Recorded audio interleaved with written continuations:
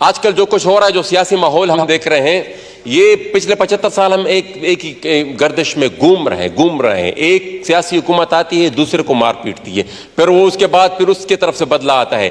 जनाब स्पीकर, आजकल जो कुछ हो रहा है, तहरीक इंसाफ कि जो लोग जिस किस्म के भी मुकदमे में मुलव्वस है, उनको कानून के मुताबिक उनके साथ ट्रीटमेंट होनी चाहिए, लेकिन कानून को फिर वेपनाइज भी नहीं करना चाहिए कि कभी चर्च का पर्चा काट दिया, कभी चोरी का पर्चा काट दिया। जो कुछ मुकदमात है वो बिल्कुल उसमें अदालत में उनको आप पेश करें, लेकिन ये नहीं कि रातों रात आप उनको पर चोरी का पर्चा काट कर किसी और दूर दराज जिले में। और साथ ही साथ जनाब स्पीकर, उनके जो अहले देखें ना, उनके जो रिश्तेदार हैं, और पिछले दिनों हमारे जनूबी वज़ीरिस्तान के MP है, उनके वालिद नसरुल्लाह वजीर साहब को, जो एक रिटायर्ड ब्यूरोक्रेट है, उनके PTI के साथ उनका दूर दूर तक कोई ताल्लुक नहीं था। उनको पेशावर में रात को उनको उठा लिया गया उनके घर से। उसको सिर्फ ये थी कि भाई उसका बेटा MPA था।